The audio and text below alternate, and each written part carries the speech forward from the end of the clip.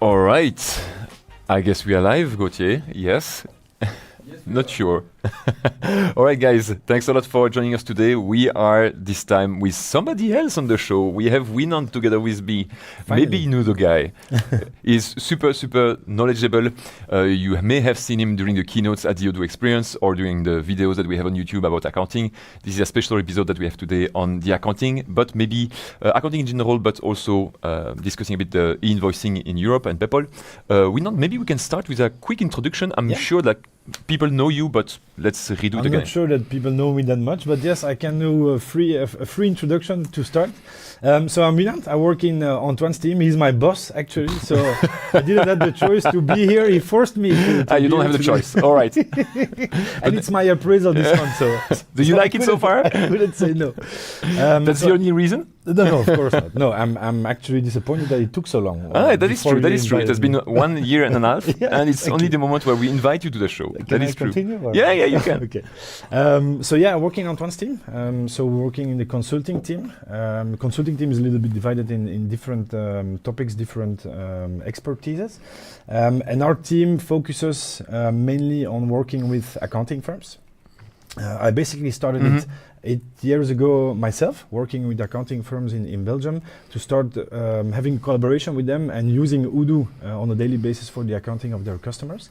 It took us some years to be mature enough, but I think everybody that knows a little bit about Odoo accounting have seen a great evolution thanks to that collaboration. So the team is working not only with them in Belgium anymore, also in Luxembourg, France, the UK, the Netherlands, Switzerland are most of the countries we focus on. Not because we're not interested in the others, but most of all because we need to be sure that the localization is perfect for an accounting firm. Not going to dive too much in detail about that, but it's most of the time perfectly possible to do accounting in a country for a company, but not always for an accounting firm, because they manage like hundreds or thousands of customers. And so if there is a small feature missing in Odoo standard that is existing in a local solution, they will not switch. For us, it's very important before we put a lot of effort in launching a new country, making sure that the localization is perfect for an accounting firm and not only for a company. And on the other hand, we also try to start that collaboration in the other offices. So we try to collaborate with people or recruit also people with the same background in our other offices to do it more worldwide and start that collaboration also everywhere else. Okay. So that's a little bit... So if we have a look, because you are mentioning the fiduciary teams, the companies that we work with, how many do we have? How can we see the lists of these companies on Odoo? Are we still recruiting those kind of partners, and in which countries? Actually, it's already a good thing that you say, are we recruiting these partners? Because for me, it's something we absolutely need to change. They're not partners, and that's a first thing. I think the page is a little bit wrongly set up because they're not really partners, and sometimes it's a little bit confusing. But if you go on the website of Odoo, you can find them. They're published. So if you go in the community tab, you can find the accountant over here. It will be, first of all, filtered in the country you're working on. So here I'm Belgium, in Belgium, so I can see the ones in Belgium. But we added that beautiful map view also that is already existing elsewhere, but where you can zoom a little bit and you can see. For Belgium, I believe, I haven't seen the last figures anymore, but I believe that worldwide we now have already more than 2,000 accounting firms listed. But it's not like that 2,000 accounting firms are using Odoo for all of their customers. It's more that they have at least a few customers they run accounting of their customers. Okay. So because that was the origin also of the collaboration. We had plenty of customers saying, it's cool, you're pitching us an all-in-one solution with Odoo, but in the end it's not really an all-in-one solution because my accounting is not updated. I need to export on a monthly, quarterly basis my figures to my external accountant. Don't you have any accountants that can work on Odoo? And that's why we build, let's say, we publish that page so that our salespeople, our customers can go over there and have a look at the firms that are supposed to be able to do accounting directly in Odoo. And sorry, Antoine, if I may, it's important to notice we also put the levels. It's not exactly the same as for partners. Yes. Because there are like no KPIs for it. You don't need to have customer retention or having certified Good people. point. Blah blah blah. All of that is not necessary, but before we didn't put the levels, and then basically an accounting firm that had maybe 0 customers on Odoo was listed on the top. So what we wanted to do is just put the ones that are using Odoo more, put them on the top. So basically the gold ones have more than 500 customers running on Odoo, which seems a lot, but it's not a lot. If you take an accounting firm on average, I think for an employee, they manage 40, 50 customers. So it can be very wide. So the gold ones have more than 500. Just to notice for our customers that they kind of using Odoo on a daily basis. Silver is more than 100, and all the others are at least. Okay, I was not aware of the way it was split, because I've seen that it was gold, silver, and is it ready also the name that we use? Or the ready? Yeah, the ready. Ready also. Okay. It's as from 2. Okay, good. So let's imagine I know Odoo and I'm a fiduciary, or I have a acquaintance that is part of a fiduciary. I'm trying to onboard them on Odoo. What is the thing they can do? What should I do if I were those kind of companies? I know Odoo from afar, and I'm like, okay, I would like to give it a try. What's the next step for them? If you need to give it a try, the best thing is register your accounting firm over here. If you click over here, makes sense. It's good, because that means that you haven't seen it, so maybe it's not pointed out enough. I don't go on that page super often. I don't need. Don't you need an accountant working on? I already have an accountant. It's you. Oh, really? I'm not an accountant anymore. But that's what I mean. You know, here is written accountant partner, which is for me, it's a little bit confusing, because they're not partners, and they don't sell Odoo, they don't implement Odoo. We tried it. There are some exceptions, but we tried in the past. Some of them may become partner, but it's really an exception. An accountant is actually an accountant. They're interested in selling accounting services, not really implementations. Okay, but we have a few indeed that have both hats. You know also. I know a few. We know a few. So here we have the program where you can sign up. Then you enter in contact with someone in your team or a salesperson. In the best case scenario, I prefer that it's done by someone of our team. Maybe not anymore in Belgium now, but in the beginning we were absolutely not known as an accounting solution. And we tried, you remember even, you were working in sales before. We tried to let the accounting firms are approached by direct sales in the first place, but that turned out very well, because as you are not known as an accounting solution, and you treat with an accounting firm, and they ask you a simple accounting question and you cannot answer it, then they will basically directly say, well, if you cannot even answer that question, it means that your accounting solution will not be good enough neither, because we were not known. In the meantime, I think in Belgium at least, and I hope more and more the countries around, that turn around, because we're known now as an accounting solution. But for me, what is still crucial in there, when we launch it in other markets, is that it's directly done by us, because that builds the trust. You know, it's their job to do accounting on a daily basis. They cannot permit to switch to a solution that is not capable of doing what they do every day. Otherwise, it's way too risky. Okay. So what happens over here is that in the countries we are working on, so the ones that I mentioned before, it creates a lead in our team. So basically we get in touch with them. We give them a first demonstration to show how great Odoo is. Yes. So you wow affect them. Wow affect them, yeah. But actually, that part was easier before, you know, because before the accounting, everybody said, well, Odoo accounting, it's not working well. It's crappy.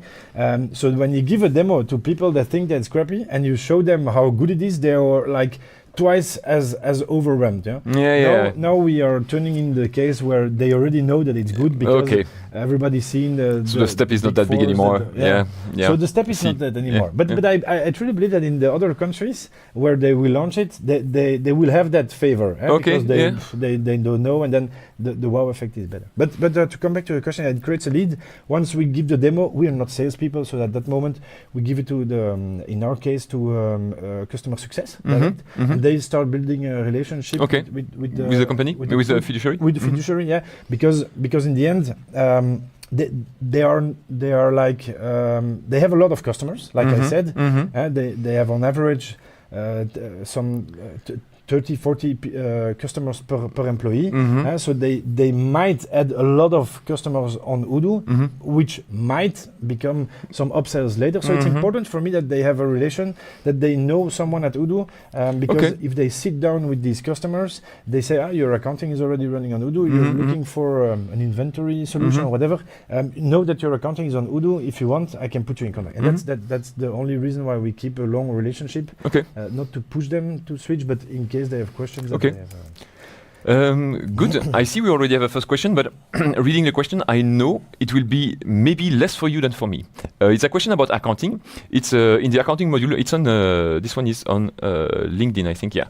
In the accounting module, while creating a customer invoice, the invoice line displays the discount only as a percentage. How can you display the actual discount in value and not in percentage for each invoice on the invoice line, both in Odoo and on the PDF? So I'm not going to show that today because technically speaking, we are on win on screens. So changing the thing, we tried. So we're not going to do that. But although it's related to accounting, that would require me to go in Odoo, add a new column on the list view of your invoice and create a computed field for that new field that I would create. That would simply take the ratio, so multiply the unit price by the discount by the quantity, and then you would get the amount that you are requesting, and then we decide to show that on the invoice.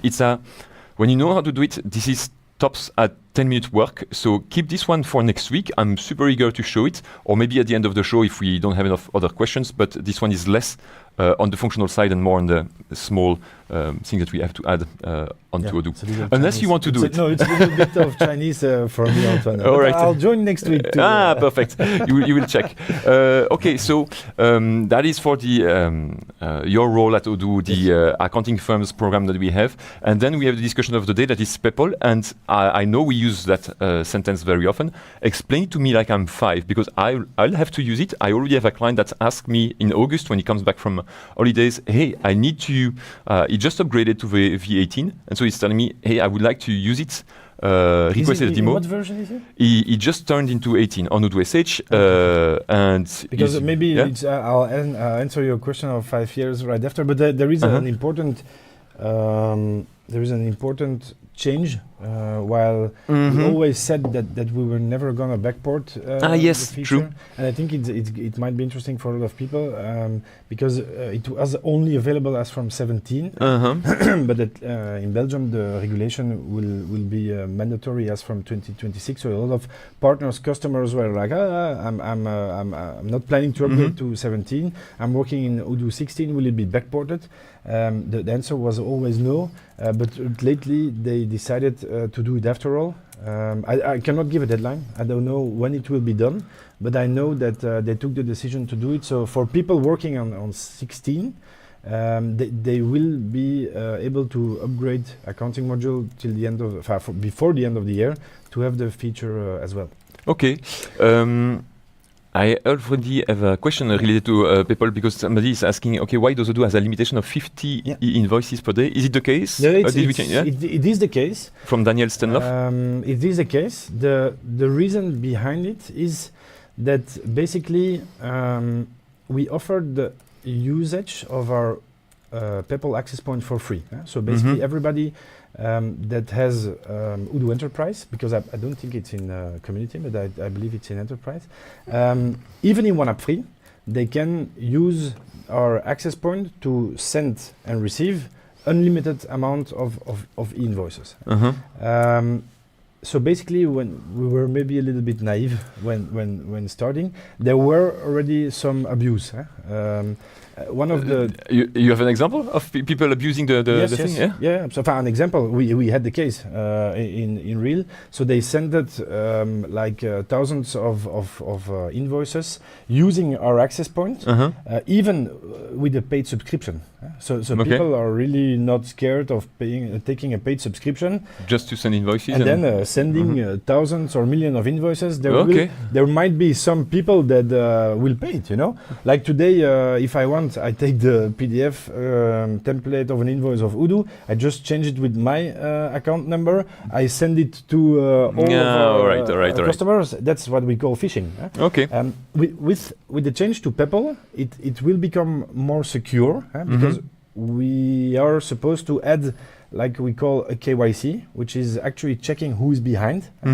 But because for the moment, it's not mandatory overall yet, and basically people are not using it enough. Well, those kind of changes will come bit by bit, and being forced at some point to secure it more. Because in the end, what we did in the beginning was that we asked a phone number, so that you enter your phone number and you receive a SMS, text, and by proving that you received the text but even then they send it like thousands of invoices fraudulous. Okay. The reason why we took the phone number, by the way, is that since the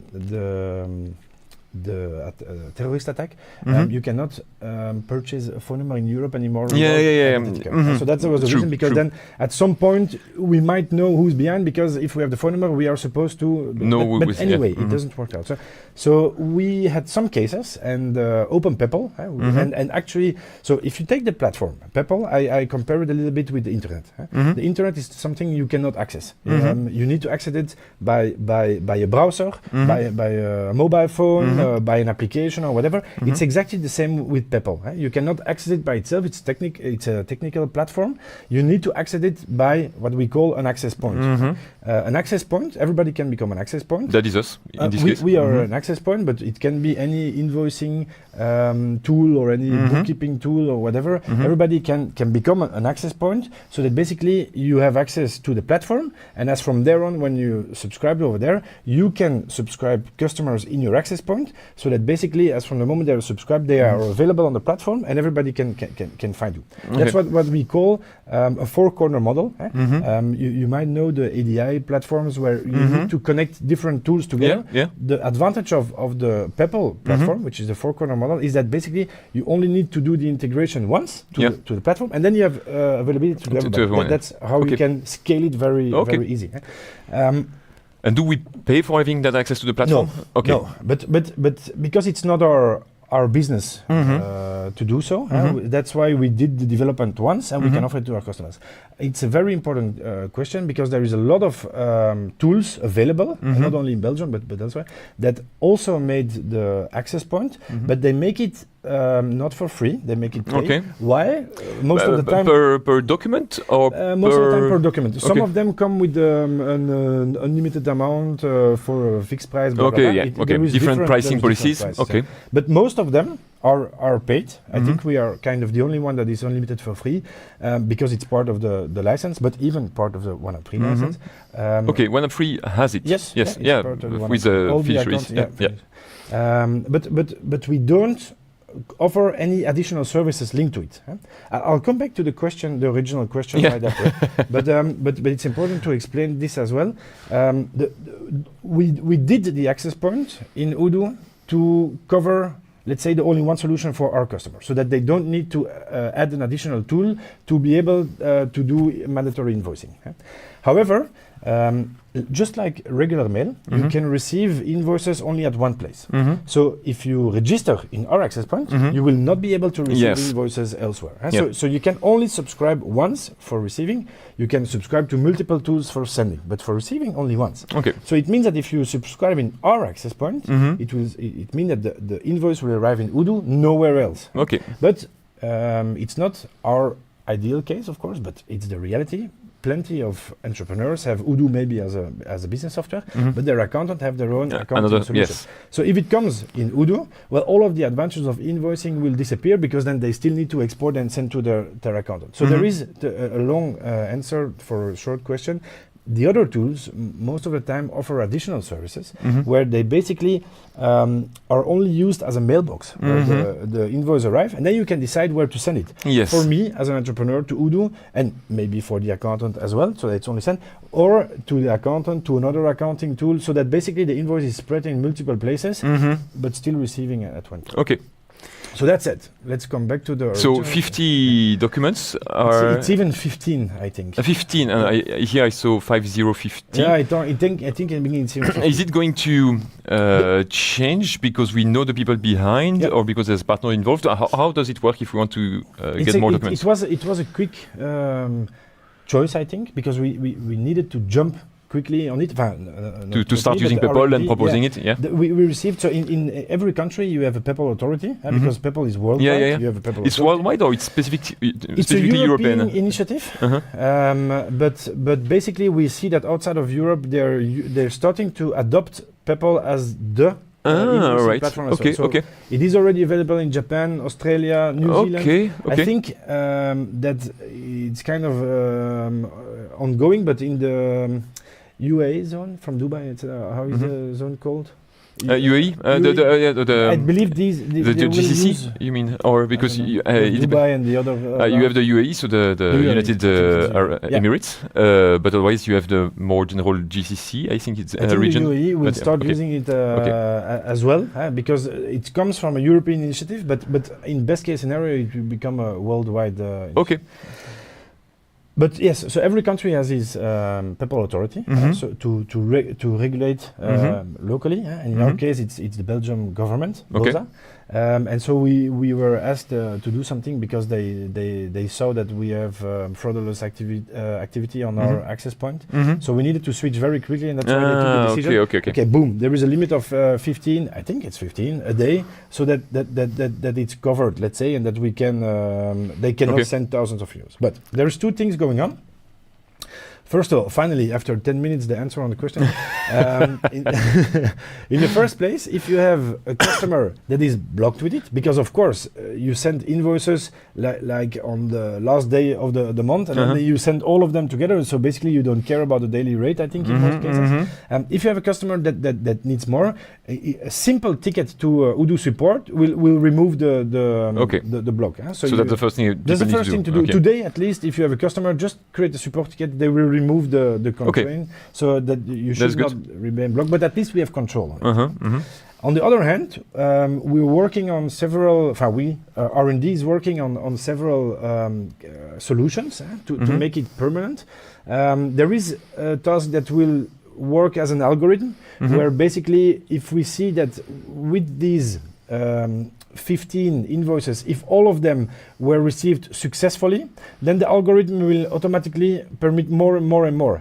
But it will be visible. Like if you select 100 invoices that you sent all together, you will have the banner like only these 15 have been sent. Okay. The other ones will be sent tomorrow. In a queue. So in a queue. Okay. But it's not ideal, but that's the case for the moment, so that they are in a queue, and they will and then based upon the ones that are received successfully and opened successfully, we open more, or the algorithm will become more and more by itself. Okay. But that's if you don't go by support. And then there is a third thing ongoing. I was talking about that KYC that we did for the for the moment, because it was easy to cover all Europe. We are. The thing is that we cannot. I think, just speaking out loud, I don't think that we have like so many customers. We cannot hire someone to verify the identity behind. Okay. You know, if they subscribe and we have like thousands of users subscribing, for every single one checking if this person is really the right person. Impossible. It's impossible. So we need to find something that is scalable or not. And for the moment, we are trying to see what the Dutch model forces us to do. So we will need to do it for the Netherlands, and they want KYC by the bank. So basically, that if you log in, you need to connect to your bank, and then the KYC is done by the bank connection. Okay. I think it might work for multiple countries as well. So I believe that our R&D is testing with it to see if we can permit it like. And then we would allow more, because there is a verification of who is behind, and so you can trust. And if there's more than 50, if you link your bank, then, okay. It's I don't know if you have it in. if you did it already, but in Belgium, I believe we do it also instead of link. Didn't do it it's yet. Me. If you Yeah, link yes, your bank, yes, that's it. you can connect. But link it's me, for example. Yeah. You can subscribe to it's me by your bank. So. Okay. We got a few questions on YouTube. I have 2 sale orders for the same customer, each in different currencies. The customer would like to receive a single invoice that combines both orders in one unified currency. So I have a sale order invoice, a sale order in dollar, a sale order in euro. We would like an invoice in euro. How can we do that? The first question would be, in my opinion, when thinking out loud, because we can test, but I'm pretty sure that it will not work. Otherwise, the question would not be there.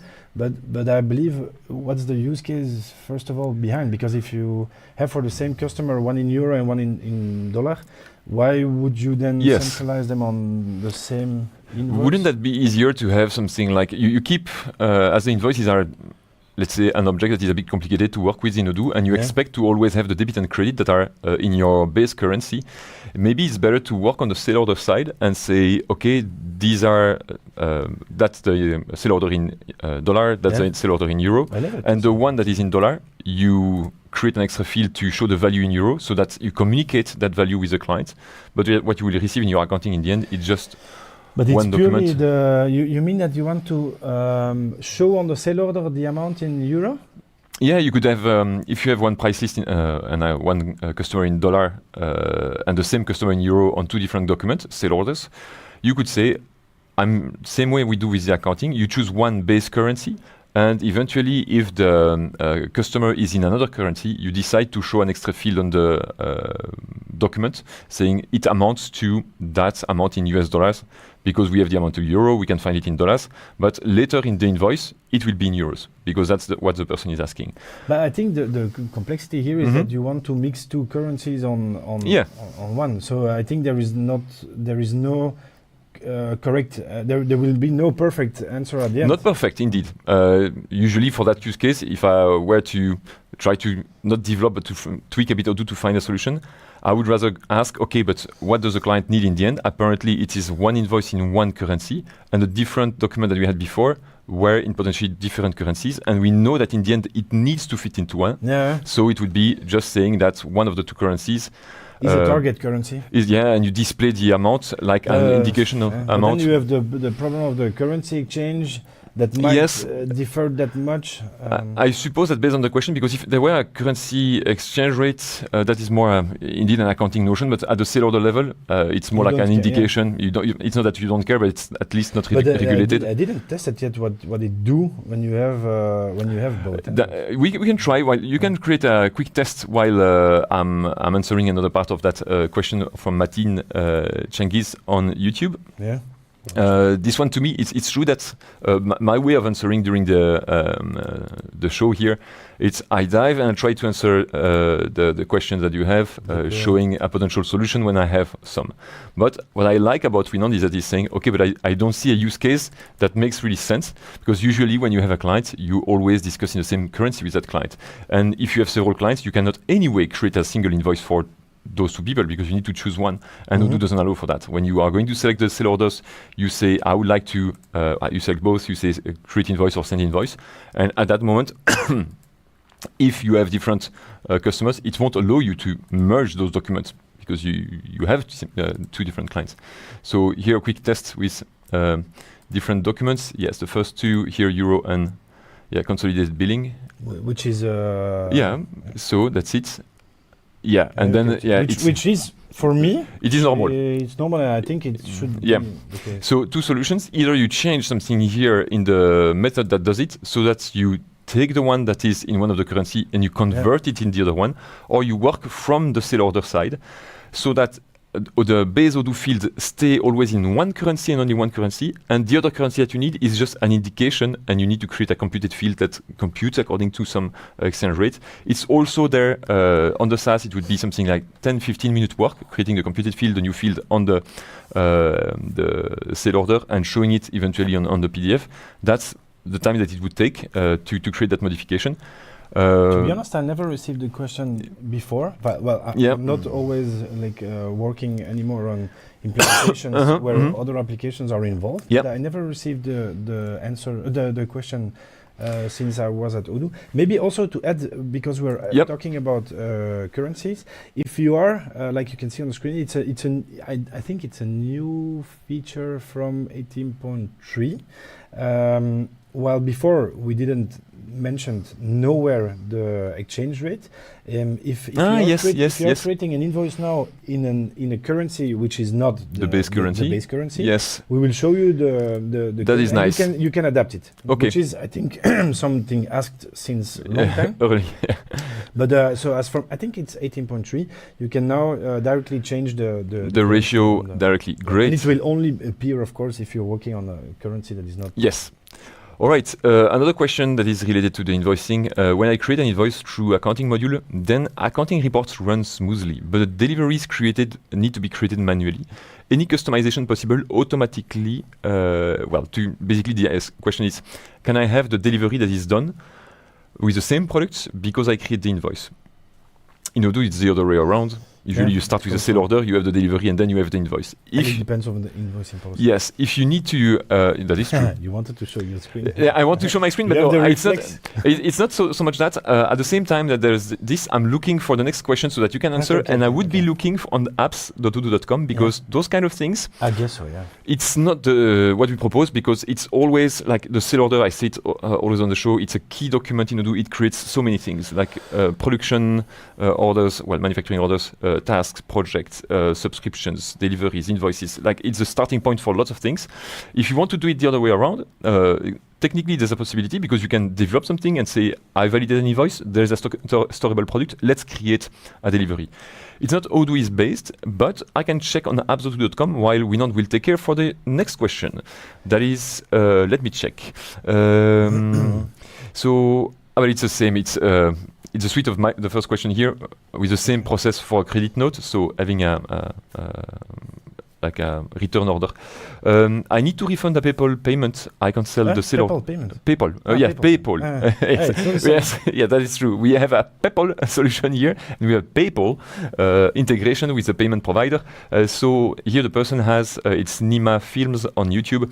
I have to refund a Peppol payment. I cancelled the sale order. I did a refund over Peppol, but I don't understand how to do it in accounting.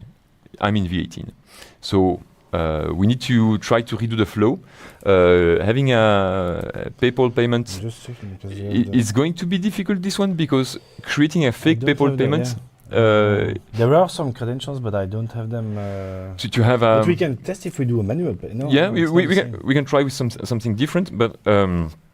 So the case, I try to understand the question. So because the impact in accounting, yes. So it has been refunded, but then I guess there is a payment created on the... Is there an outgoing payment? You have, to me, in the question asked, you have the sale order, you have the invoice that is generated, I suppose. You receive the payment from Peppol, you reconcile the invoice, you match the invoice with the payment, and then there is a refund moment. The question is, I receive a refund because I guess that the refund is asked from Peppol. There's a refund that is made from Peppol. What do you need to create in Odoo from there? Well, I think first of all, the refund needs to create the credit note, because otherwise there is nothing to reconcile. But if how the translation goes to Peppol, I don't know. I'm not sure actually. I'm not sure that it's in Odoo, but it's done in Peppol directly.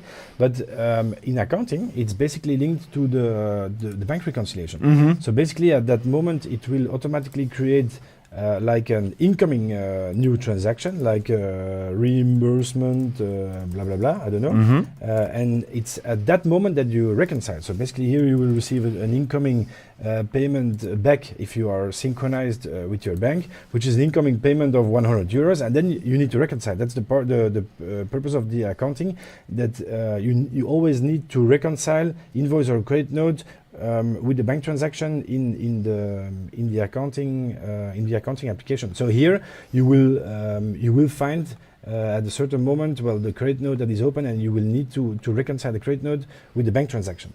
You can, just like an invoice, already take the credit note, the refund itself, and it's possible that the integration with Peppol, but I don't know, will already create the payment just like it does, just like it does for the invoice, because if you have the full flow with e-commerce, and if it's linked, because you use a payment provider, it will directly put the invoice with the correct payment method. So let's imagine that we have here, I don't have one, but if Peppol is activated, you have the payment method, which is Peppol, and basically it will be in payment. So all of that flow will be covered, I think, by the refund, because that's the advantage of using a payment provider, that it guarantees the payment, so that it can already be in payment. But in accounting, the purpose of accounting is reconciling the transaction, and it's only the final step is only the moment of the bank transaction itself, and so it's on your bank that it needs to come in. Okay, and I have also another thing with this one. Am I correct in assuming that usually Peppol, they send we used to have a first slide in our Peppol presentation with the logo of Peppol with a cross in it. It is not Peppol. Yes, all right. We should have used it. So you receive usually the bank statement, but payments are grouped. No, you receive like one payment per day or one payment per week from Peppol. Yeah. So the issue is that sometimes you need to have a look at the detailed view. So it could be that what they receive in terms of so if you have your refund that is drawn into a list of payments, that may be more complicated. And it reminds me of a conversation we had a few months ago. Yeah. In this case, isn't it better? It's a bit of extra work and extra steps, but isn't it better to create a bank journal, a credit card journal, so that you have the detailed view if you can get the details from Peppol? It depends, I think. I think there is unfortunately not a perfect solution, because for the moment, within Odoo Standard, there is another return from the bank with the detail of what they're paying. So it's always a little bit of guessing. So in my opinion, there is two solutions. There are people that are synchronizing the PayPal account or whatever, like a bank, which works fine.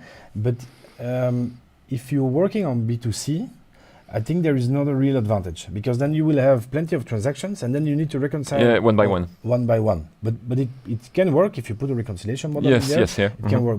But it makes sense when you have invoices. So if you're only working with B2B, then at that moment you receive the detailed transactions of Peppol, so that you can link it directly with every invoice, and that they're synchronized. Because thanks to the reconciliation models, if you have in the Peppol transaction the name, the number of the invoice, then it will match, and then everything is done. And then you need to just create one manual move at the end of the month, transferring it to the bank. So that's it. Yeah.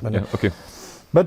But it's and we don't sync all of them. You know, if you took a Visa or Mastercard, it's not possible to sync. Yes, so you have Peppol will work, and it depends of the provider or the integration that we have with. Yes, Peppol works. We have the integration. So if you can have a look, by the way, if you go to the banks. But I remember from things like some banks sometimes they allow you to receive this kind of payment, and although you don't have an integration directly, you could receive a CSV with the details.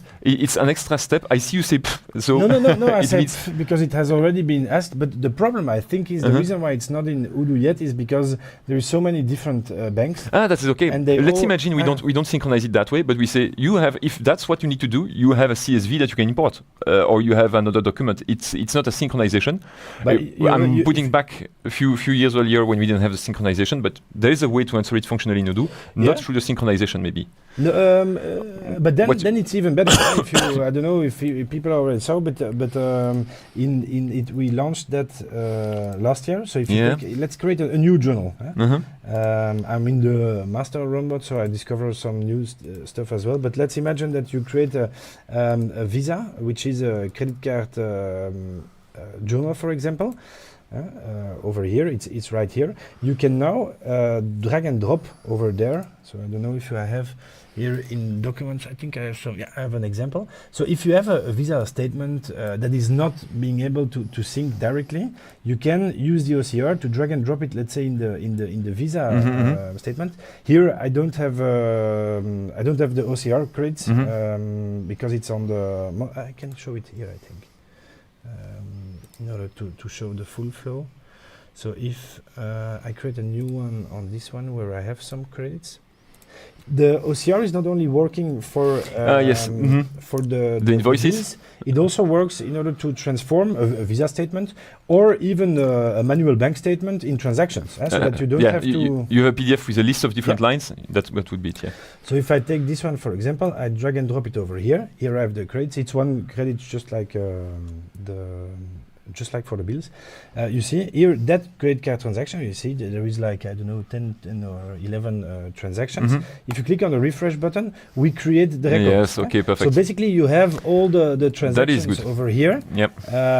And again, if you have like in the label of the transaction, if you have the label of the invoice, it works with the reconciliation model. So then, and if it's B2C, you can create a manual reconciliation model to put it directly on the right revenue account.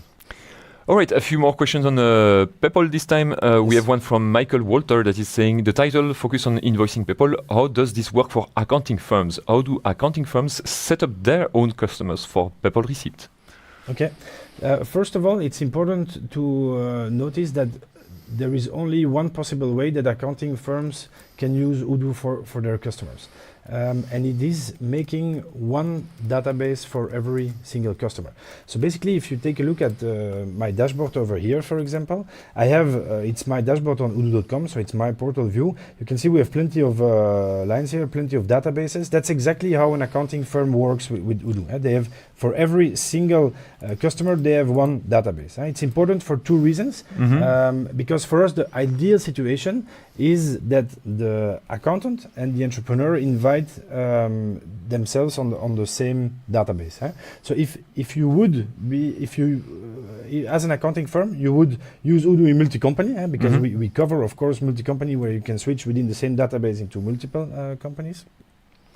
Then there is a huge risk of security. Imagine that we are both working with the same accountant, and by mistake he provides you access to my company, like he can close the books and then he's done.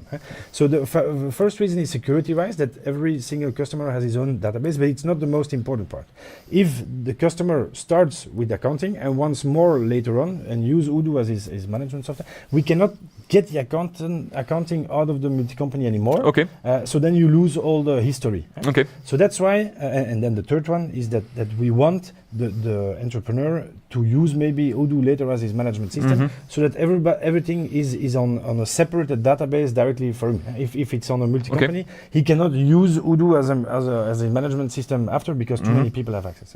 So first of all, every single customer of an accounting firm needs to be in one app free, basically like this, using accounting and documents for free, so that they can create unlimited amount of Does it need to be in one app free? Because it could be also the same integration could be done on an on-site database. If let's say you have a fiduciary working with a partner, that works as well. Yeah, absolutely. There is plenty of paying customers that have their accountant invited in their database, but it's more like that. Peppol will force any kind of entrepreneur to digitalize.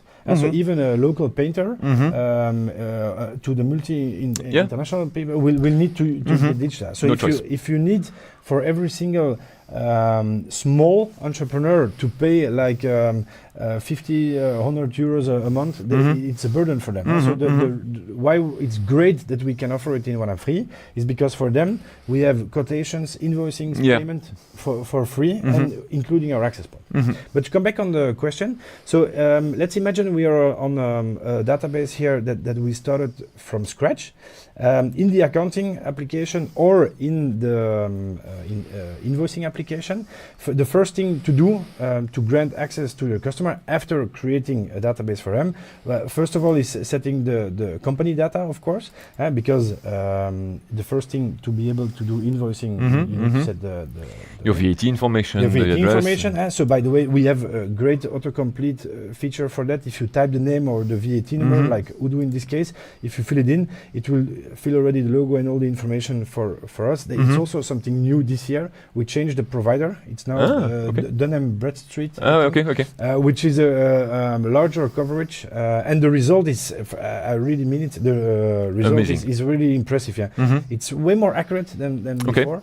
So there is some great new changes about the autocomplete feature, so that before, when you typed Proximus or you typed I don't know Peppol, you would have all the Peppols from all the countries. It was complicated to choose. Now, based upon your country, we also put the one. The selection is better and the information is better. Yeah. Okay.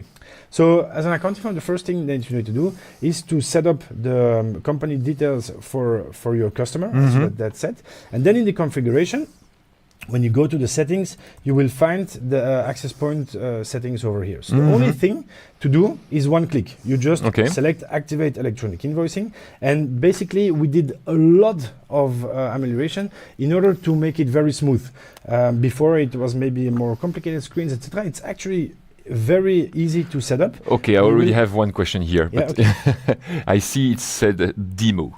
Yeah, the demo is actually is only for us. I can show you how to do it if you want, but it was before we had the possibility to use it in demo or in production, but R&D removed it because they thought it was too much complexity, and that basically, and they're not wrong, of course, in a normal situation, people don't need to be in demo. No demo. They want to use the access point, so they removed it. I can show it after if you want to. That is on version. Which version are you using at the moment? This one, 18. 18. But I think the screen is the same in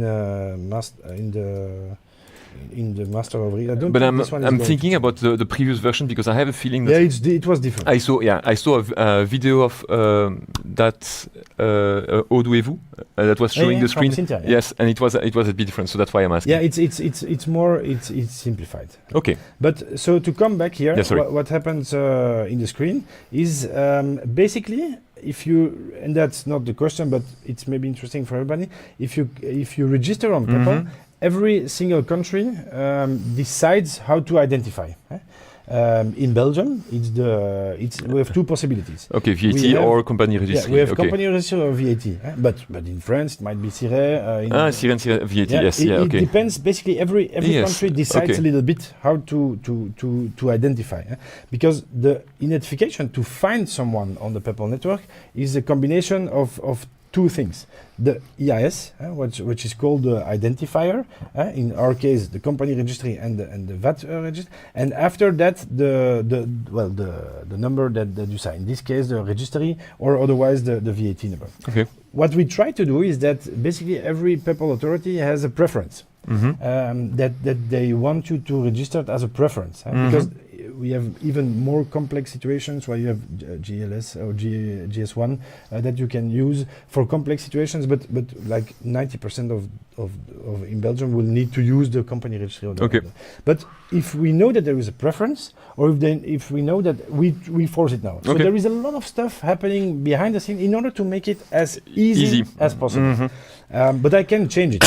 If I don't want to register with the company registry, but with Belgium VAT, I can. But the preferred in Belgium is this, so we set up. So basically, we need an email and a phone number, and as from there on, boom, I'm registered. Okay, and what is it? Okay, so Peppol there ID. Here is different. I don't know if I have the thing. I think in master. Yes, okay. Different. So just a little pause here, because I have someone from Denmark asking on LinkedIn.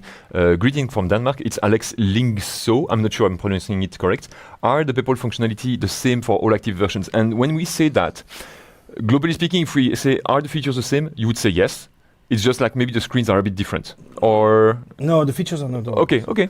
Then I will let you to continue and explain the differences. But I'm not sure that I answered the whole question. No, indeed. It's just because as you are showing different databases, I wanted to jump on that question. That is, okay, is it different? And to me, it is different, at least in some configuration screens. But does it matter? Let's say that what is the same is the need, the official need behind, which is receiving and sending invoices. But but of course we can do, if we can do better, we will make changes. So the original scope will always be the same, and that's what's going to be backported to Odoo 16 as well. The fact that you can use our access point to send and to receive, but how we handle it after, if we can do better, yes, there will be changes. Like over here, for example, what is different is that before we were, let's say, forced to set a journal, because if you have multiple vendor bills journal, you can decide where the bill comes in. You can only choose one for the moment, and you have the possibility to set the image in a document workspace, which is actually not working very well, because in this case you might have an electronic invoice with a PDF in. We set the PDF directly into the workspace, but if in the document settings you also set it up the sync with the journal, because here in the you can set, if you post a vendor bill in that journal, set the image in that. You would have it twice, or but then you would have it twice. So that's the reason why. First of all, now in master, so in Odoo 19, you don't have you have the possibility to say, I use one journal, or it comes in documents in there, and then from documents I send all of them to accounting. So now it's a choice. One or the other. But it's okay, because if you do it over here and you set up the sync like I said over here, you also will have the image on the document. So you still have already a first difference in the way it works. And I'm not sure that it's merged already. There is an addition, but I'm pretty sure it's not merged yet. But also a task that is ongoing is, because we have people that wants to do more, that it's not here yet. It will come over here in the advanced settings. Now you can only choose to receive in one journal. But what if you have more complex situation, like you're an international company and you want, let's say, bills from Belgium companies in one journal and otherwise international or whatever, then it becomes a little bit more complex. There will be a possibility, if it lands in Odoo 19, it's just a task for the moment, that in the advanced configuration you will also be able to set conditions to define the journal. So for example, from this partner it must be in this journal. I believe that technically wise it's filters, domains or things like that.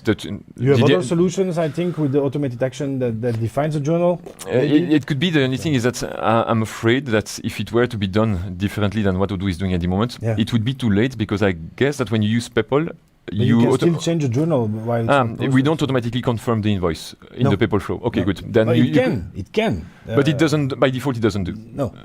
So we could change a few things when upon the exception. Yes, we could do that as well. But because I think they found it an interesting scope. Some people will ask it. We can consider that it's a general demand that a lot of people will like. So we put it in standard. So that's already a difference. Now I wanted to end up the question for the accounting firm. So what we did over here is just in one click. It's very easy to subscribe the customer, which is the database of the customer, to subscribe on our access point. It means that he can receive and send. So as from that moment, if a customer sends you an invoice through Peppol, and you can see this is your identification number, the 0208 is company register in Belgium. That's how on the worldwide Peppol network you will find, first of all, 0208, it's in Belgium and it's for the company register, and then they will search for the company register after to identify the person. But that's registering for receiving and using our access point. After, you also have to start using and set up your customers. Without going in detail, in Belgium, there is an obligation to start with B2B Belgium. It depends on country. They're all doing it a little bit different and on different timelines, let's say. But what I wanted to say is that it might not be necessary to send invoices to all of your customers. So that's why in the second phase, you need to create a customer, like Antoine, for example. Let's make it very original. In the accounting settings over here, there you have the possibility to define how it should be sent. And also there is a lot of new stuff between Odoo 18 and Odoo 19 or master. For example, here, I needed to say, I need to fill it in now, but if you have a Belgium company with a, it will put it automatically.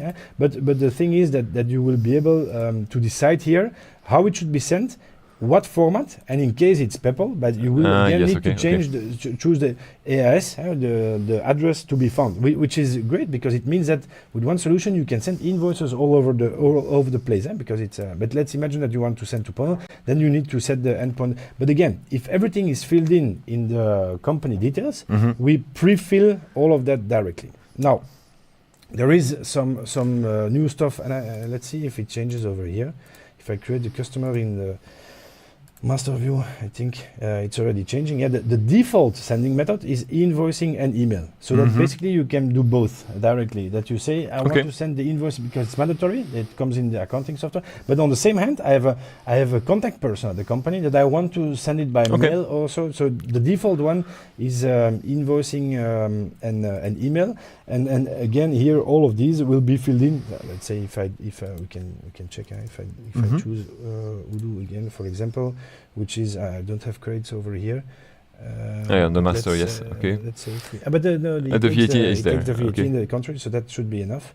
You see, it's directly filled in. Yes, let's start again. If we create it from scratch, I think he fills everything in directly.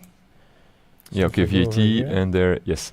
But that's new. So in default value? Yeah, you don't need to fill it in anymore, because basically what we will do is that we will take the default value of the country. So most of the European countries that will use Peppol, it will be the Peppol BIS format, which is basically the general format we're sending over the network. But for example, in France, we have Factor X, in Germany, we have X-Rechnung, and then it's used in the Netherlands. If you just leave it blank, we will use the default value, and we will check directly if they are on the Peppol network or not. Okay. And then to end the story, to be very complete, you see that basically he puts here the company registry first.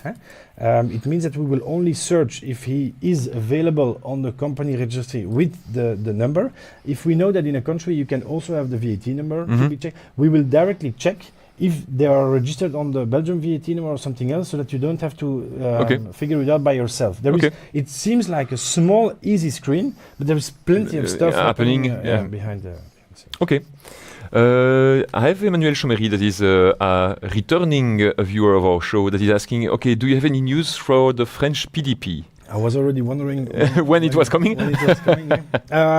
Yes. First of all, it's not called PDP anymore, as far as I know. It's called PA now, and that's the reason why we're not communicating around it neither. To answer the question, I would like to come back a year ago, because we always had the intention to be prepared for when it becomes mandatory in France. However, the French authority works a little bit different than Belgium. I explained. We, as Belgium, we took the decision to go for the four-corner model, which means that basically by using a Peppol access point, you are compatible, it is enough.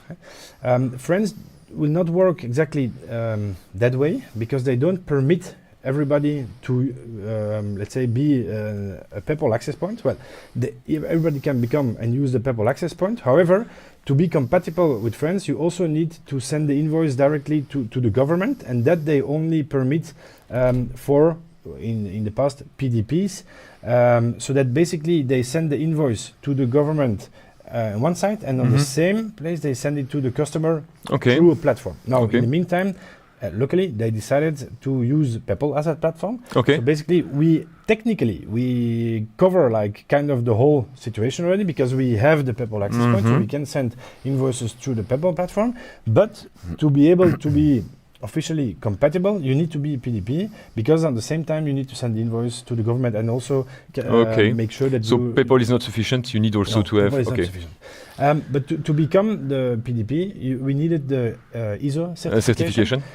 Which we don't had. We had SOC 1 and 2, but it was not sufficient for them. They needed the ISO certification. So at that moment, R&D was like, maybe we should not, especially only for that, become ISO compliant.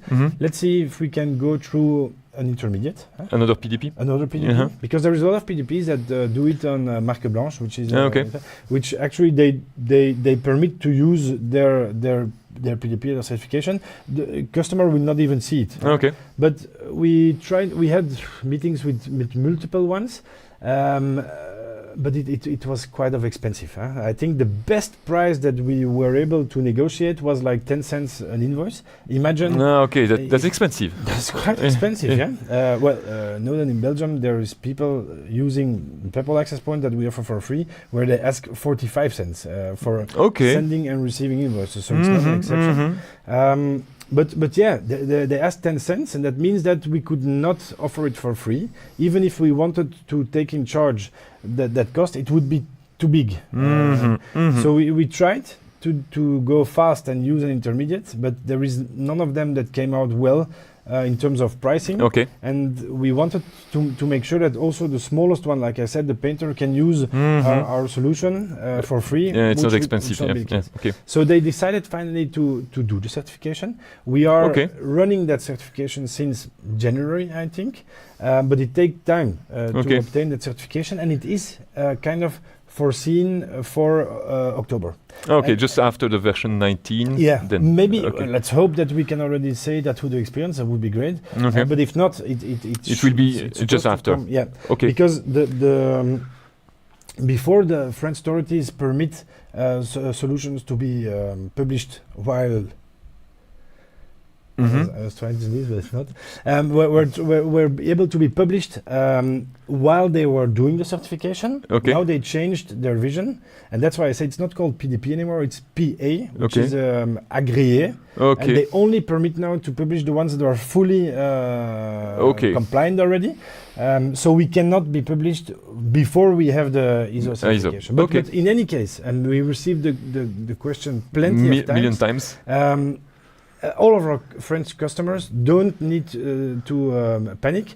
We will be compliant. By the way, it's only it's for September 26th in France, so we have time. But the thing is that there's a lot of competitors in France that are already making a lot of noise of it, where you can subscribe, and so I think a lot of people our customers in France are maybe hesitating if we will be ready. There is no stress. We will be compatible. It's just now that we need to obtain the certification, which is done. And for us, the advantage is that the platform of exchanging invoices in France will be Peppol. So we already have the experience of the Peppol access point. All of that we already have. It's just obtaining the certification, basically, because technically the platform, I think we are in advance maybe even of other solutions in France, because we already have experience with Peppol, which they might not have. All right, I have another question on YouTube from someone from Singapore that is asking, is there a plan to make free access point for Asia Pacific customers for Odoo licensed customers, users, especially for Singapore? I don't know if that is related to Peppol, because you mentioned that Peppol was also in other part of the world, so I don't know if that notion is being Odoo a free access point. If you see over here in the formats, do you have something? But I'm not sure if it's... Is there a place where we can see the list of all the different? Yes, because I remember. Why don't we ask the Odoo support help? Okay. Let's go. Do you cover E-invoicing in? What was it? In Singapore. It's like this. No, with a O and not a U. Yes. No, that was a French name, but then R-E. This? Yes. Because, like I said, the Peppol platform is kind of worldwide, and but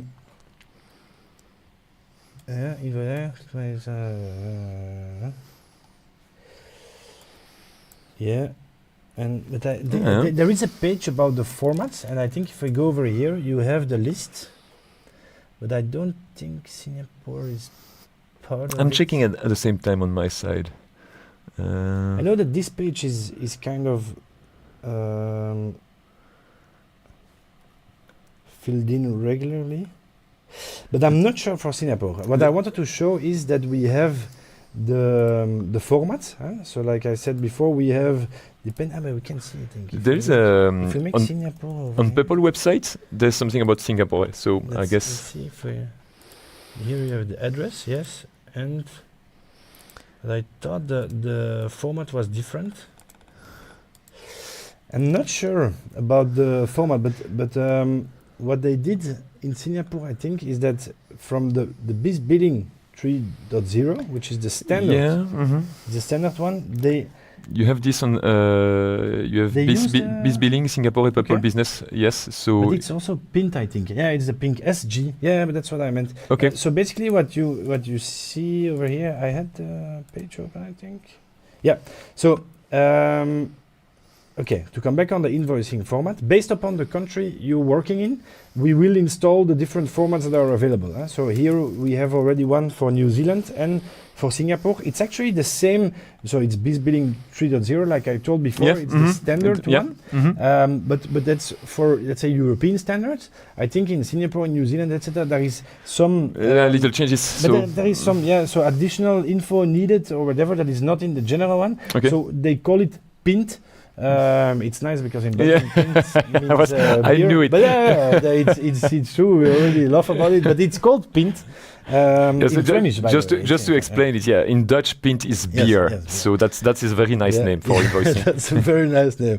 And so this is the BIS billing Pint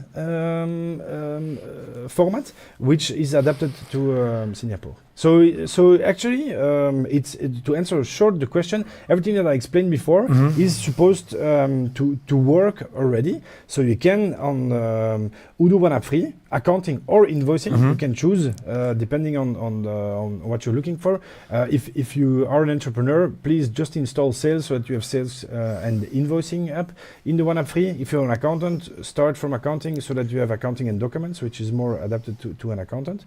But the usage of our access point or the Peppol access point and the use of all the formats that you can see over here is completely foreseen. So the answer should be yes, you can.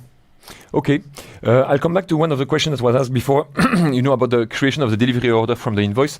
I checked in the meantime on apps.odoo.com, and there are a few extra modules that claim they do it, so have a look. There's something definitely that exists there if you don't want to redevelop it yourself. That is so there. That if you create the invoice, you validate it, it generates the picking, so that you don't bother, you start with the invoice, you don't bother with the sale order. Okay. I don't know why you would go that way instead of the regular flow of Odoo, but no question asked.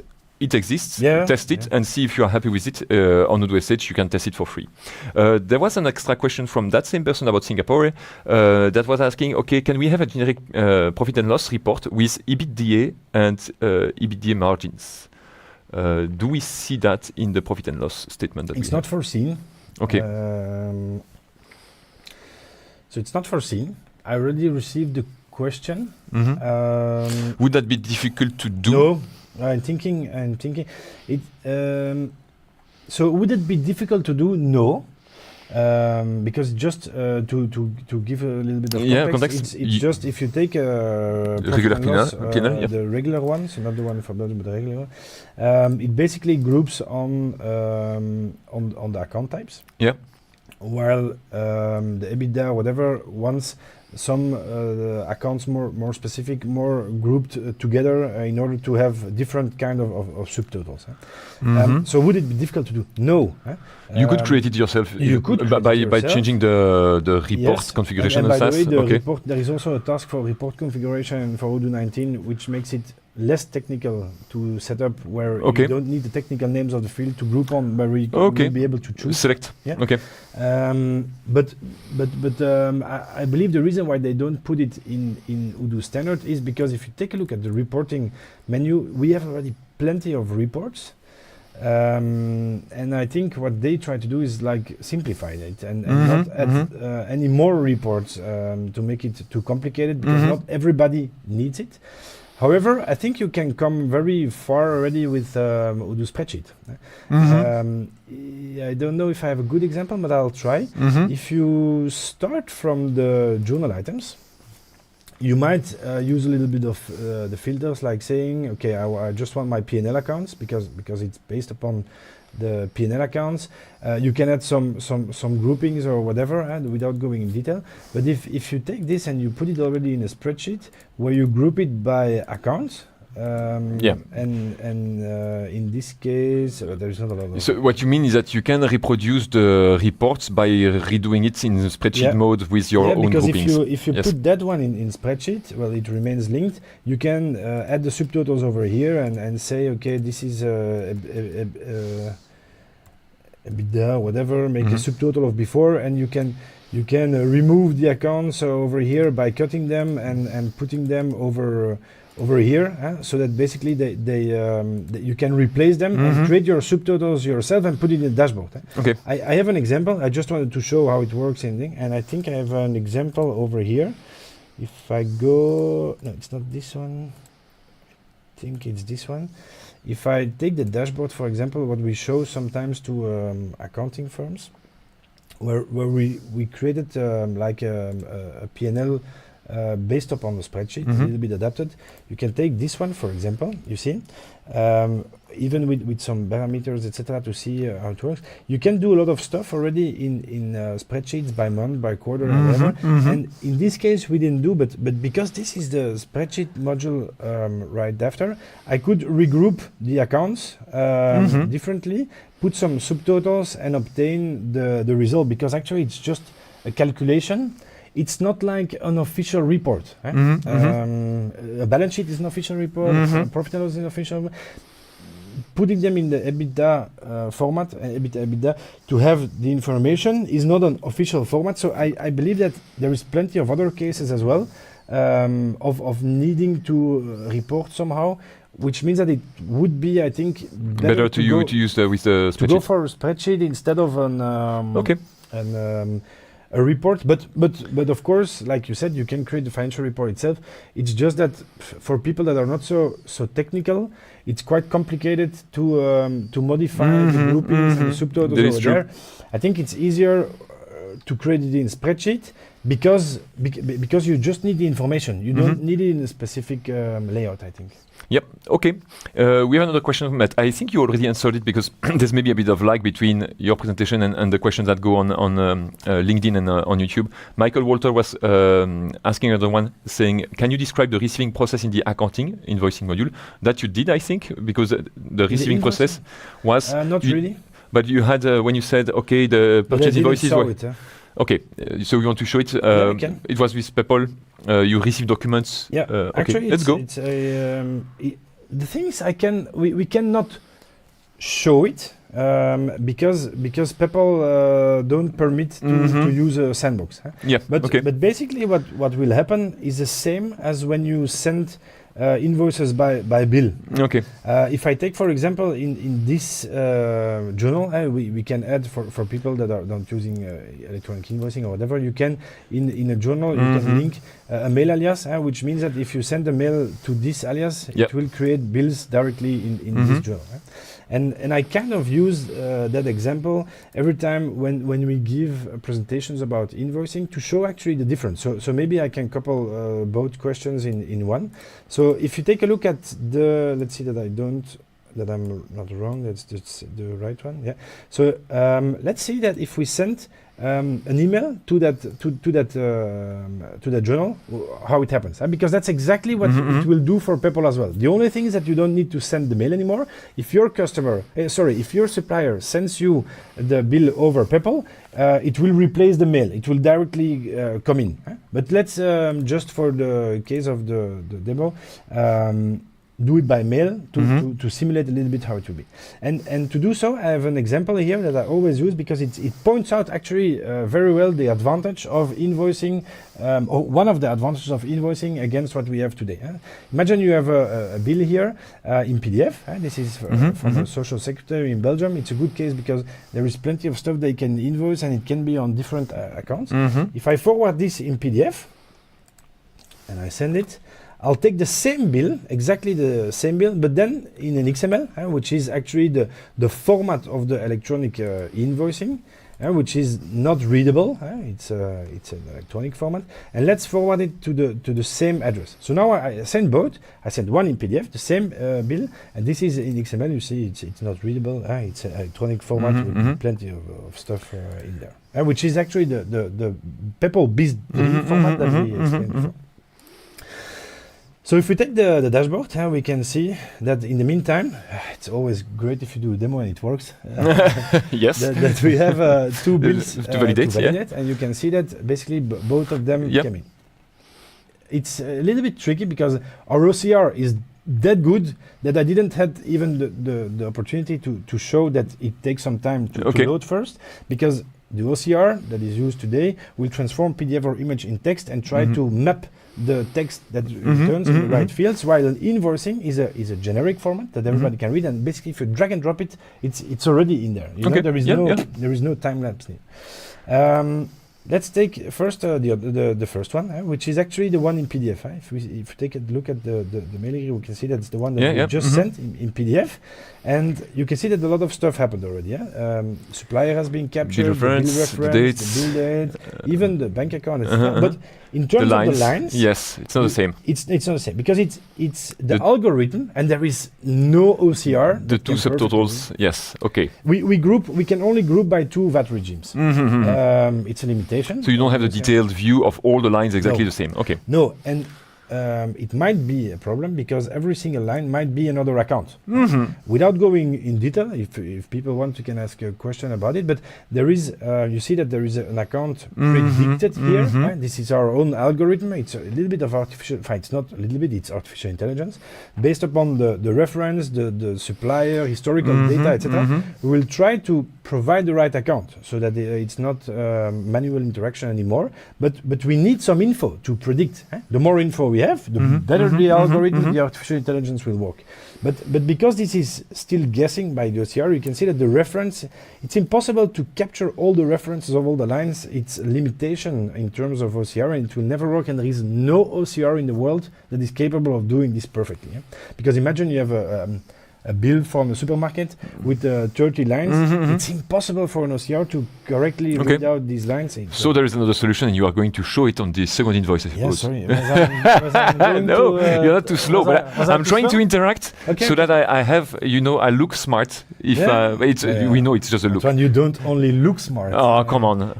Stop again, that. For people that were not there in the beginning, it's my appraisal this month. I knew you were going to mention that again. Let's switch to the so long story short, let's take the same bill, but then an invoice. Far better. And you see, this is the invoice. Even XML. in an invoice, like we see before, it's unreadable, but even there the PDF is embedded, so that it's still readable. And we still put it on the right side. So for the user, it's still user-friendly to see and to validate bills. But what is different here is that all the lines are read out, so that basically we have all the lines, and in that case our artificial intelligence can be way more powerful because we can use the reference of the line as an additional info to predict the right accounts. And so you can see over here that here the accounts are different based upon the, let's say, the origin of what is invoiced. We will predict the right accounts, and that's for me one of the biggest advantages of invoicing. On a PDF, the details. But on a PDF you cannot mention a lot of stuff. There's the subtotal that is missing.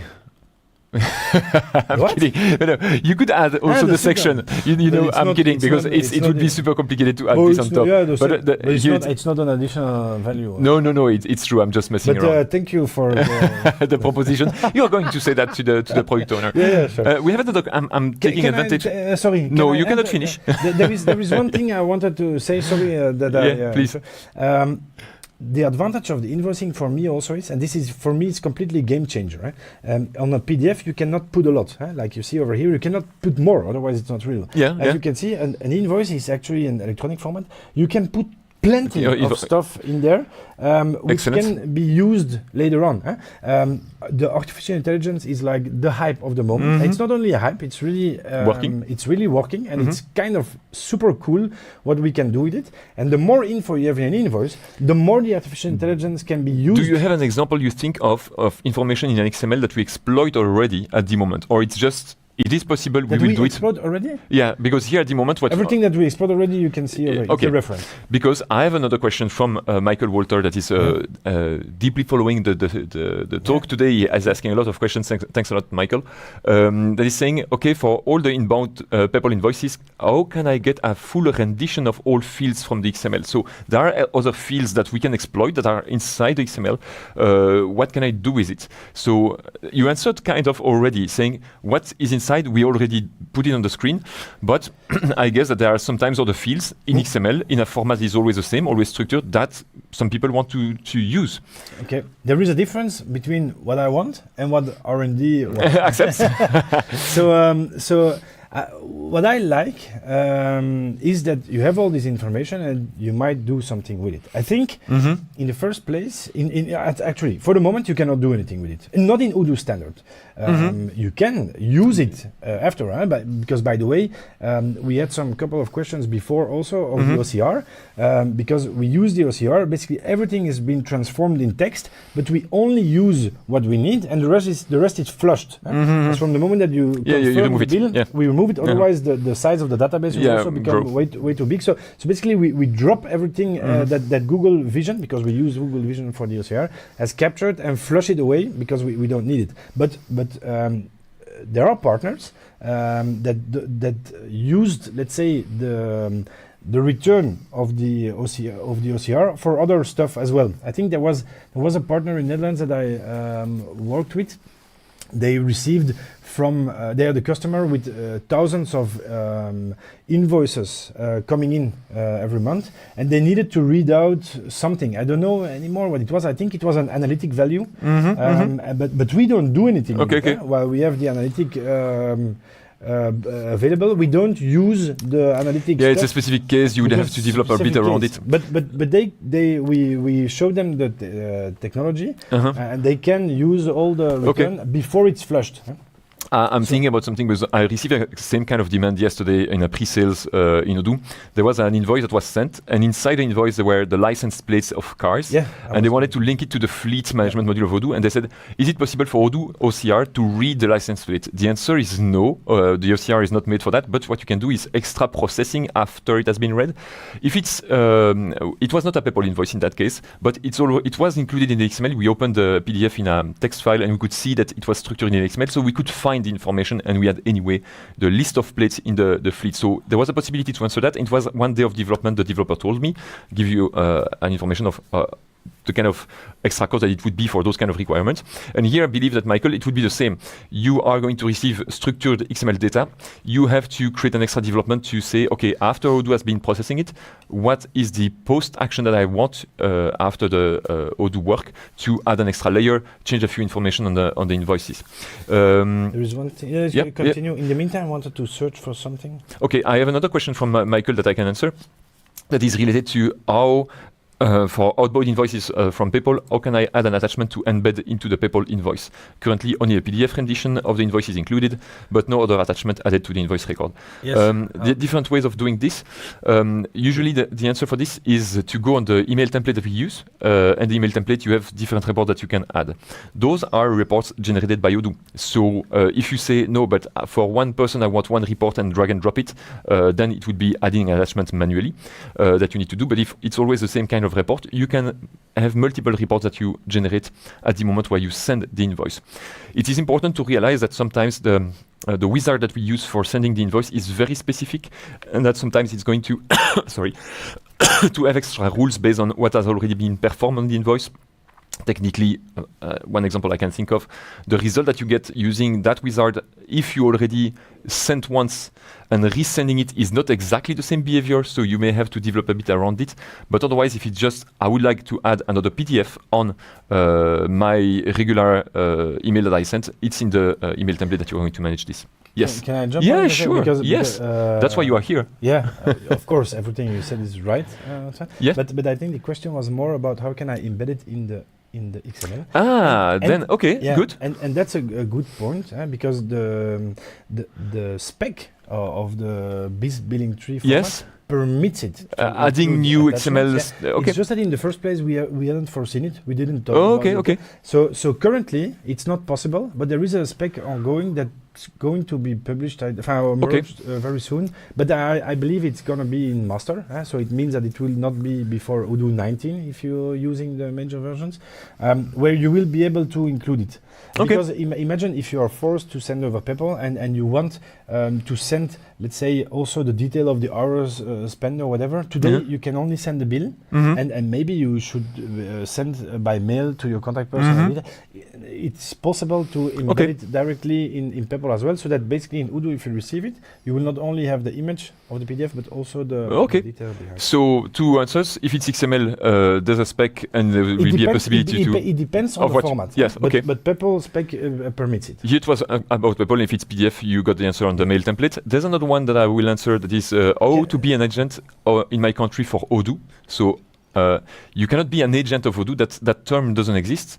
You can become either a partner of Odoo, in which case you are like any partner of Odoo, you join the partner network, and then you are first screened through a team that we call partnership recruitment at Odoo, and you can ask to be in contact with one of our business advisors. There are plenty of people that are ready to take a call and explain you what it is to be a partner. I think become a partner, collaborate on the left column. Yes, yeah. Or so you have become a partner if that's what you mean, becoming an agent, and you have the rules, the benefits, everything is there. You can ask for scheduling a call, as you can see. If it's about an agent for the invoicing/fiduciary side, that was what we illustrated at the beginning. Can I sure. Don't ask if you can. You can by default. But I wanted to explain, because I said in the beginning, what I want is not always what the R&D wants. Okay. I'm pretty convinced about the fact that indeed there is plenty of information in XML that can be used. License is one of the most wanted. So the license card, it's definitely something we would like to do. I'm pretty sure that the AI application will be able to solve that out. It's quite impressive. I tested already a little bit. It's quite impressive what he can find and do, and I'm pretty sure that it's a kind of small enhancement for us to do. It's more about the fact that if he doesn't find one, what should happen, or if it's not a perfect fit or whatever. I think that's the complexity. But like you said, the advantage of the XML is that it's one type of field where they need to search, and not like today of Google Vision, we receive a dump file with plenty of text all over the place and look for something. The advantage of the structured methods is that you can already search well in that place. But there is, and they will not going to do it like that, but it's just something that I would love to, is kind of having as a kind of mapping. But it's not always working, because if you need to couple it with existing values, but it needs to be perfect, and how does it work? But something that I like in Belgium, for example, is if you work with an external payment provider, they do the payroll, and then you need to update the accounting, so they came up with a format that everybody can read and import in their accounting. It looks like this. Basically, if you have a miscellaneous journal and you receive it, you can also receive it by mail, link it like I did before by a mail address, and so it comes directly in contact. But if you kind of drag and drop it in there, because it's a known format, basically Odoo will have a kind of mapping, where you can find within the format the account that the external payroll provider proposes, but if it's not existing in your chart of accounts, he asks you with which one would you like to map it, for example, and then it has been retrieved for the next time. So if you import it, it will. That might be a solution. Maybe it's a little bit too complicated. I don't know how far they want to go, but I would like to have something like that, to be able to put kind of a mapping and say that in the invoice, if in let's say the kind of where the license plates are, that value is this one in Odoo. Okay. And I think this could even be, let's say, pre-filled in by the artificial intelligence that will look for the context, etc., and do a proposition already. And then at least it's customer specific, because in my case I want to link it with that account, in the other one, and that's a complexity. It needs to be database specific. But I'm pretty sure we will evolve to something similar. I'm passing this on. Okay. Because Shall you I know, pass it to you? thanks, Gauthier. You know that's my fuel for the session. Okay. So it's always around one. around this time it's a good moment. So the beer tap is right. no, beer is more like at 5 p.m. or after, not before. So another question from Daniel Senov that has been following the show today with a lot of questions. Thanks a lot. This is outside of accounting, but not so much. Are there plans to include the support for orders and delivery notifications with Peppol? Okay, it's a very good question. Yeah, I think so. Yeah, because we are always talking about invoices. But it's very true, and thanks for the question. Peppol is a platform that makes it possible to exchange all kinds of documents. Not only bills and credit notes, but indeed also orders, but even payment notification, etc. Okay. These are all stuff that are available already actually on the platform if you use one of their formats, because the biggest difference between invoicing now and electronic invoicing is that it needs to be in a specific format, a structured format, and the platform needs to support the format, and the receiver needs to support it as well, otherwise it's not possible.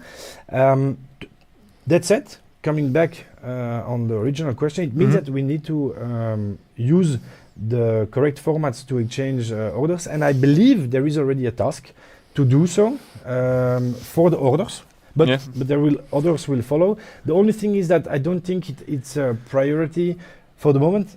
Invoices first. Unless I think it will be in 19 because it's just a format. It's not that it's not a priority for us. It's more that people will not use it as long as it's not mandatory. Yeah, that is true. Look at the Peppol is the same. Look at Peppol. It exists since I was working in the very beginning. So it's like 20 years ago. It existed also already. Okay. But it went step by step, and it takes time, and it's still not used that much today, as long as it's not mandatory. I see lots of people, or I hear lots of talking on the floors at Odoo of clients that switch from their solution to Odoo, because apparently lots of solutions in Europe are not Peppol ready yet, and so people move because they know it will be mandatory at some point.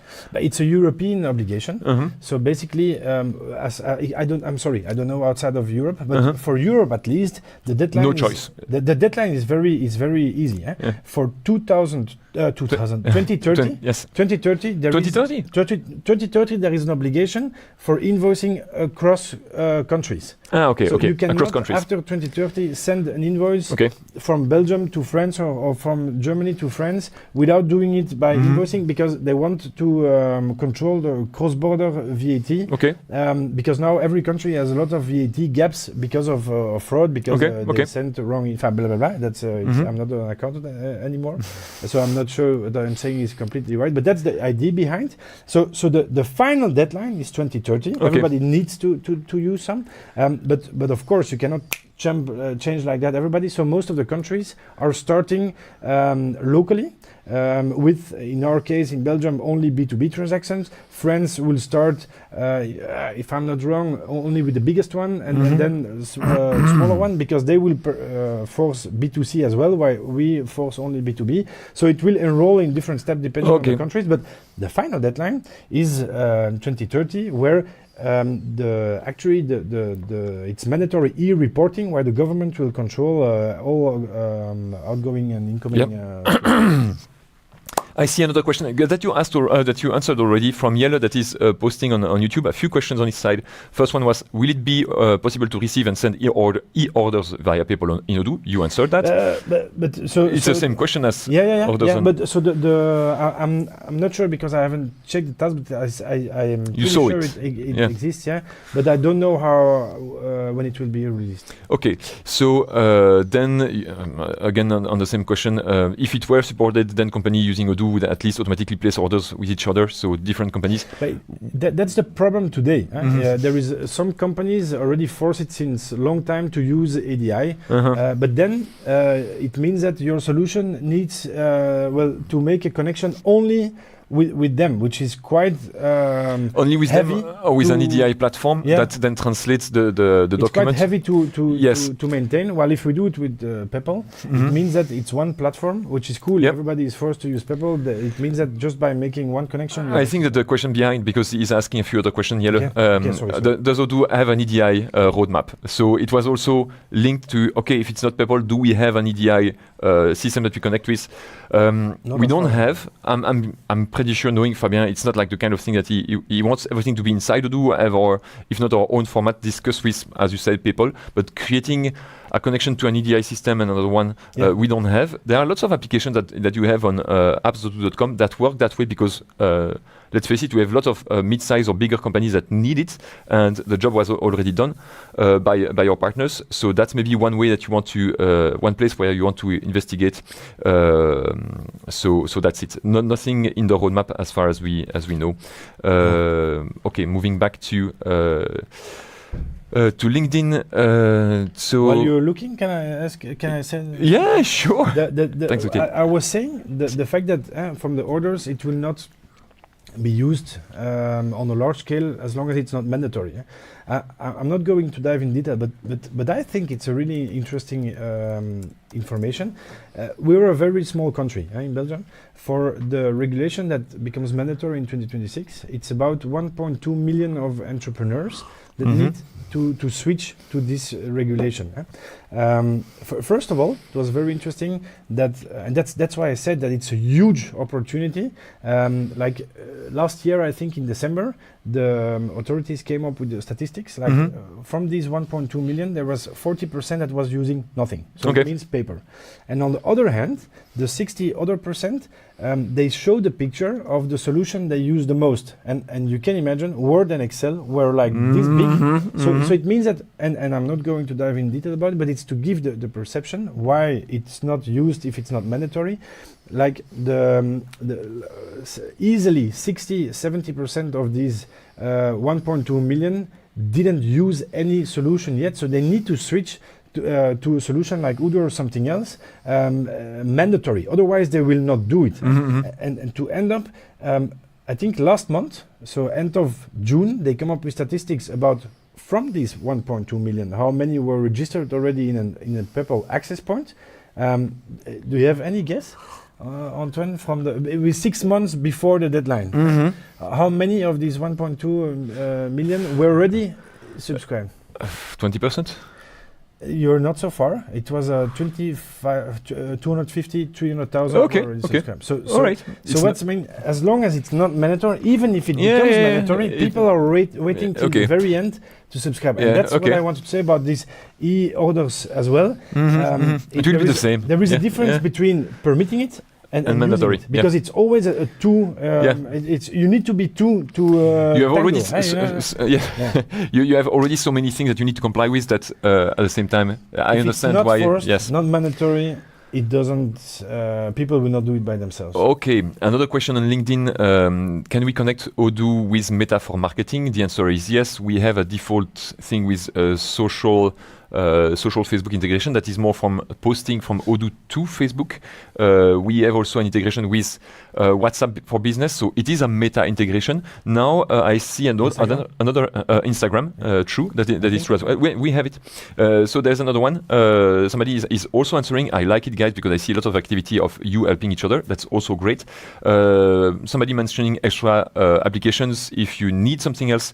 I know, for example, that we don't have something where we capture the leads from Facebook, but I've seen that in the past some people are using I don't know the name of if I'm pronouncing it correctly, but you have N8N that proposes to have those kind of things, like you have something happening in one software, you push information to the other one. Zapier does it as well, so that's a possibility, or the extra applications where we have those kind of things done by our partners.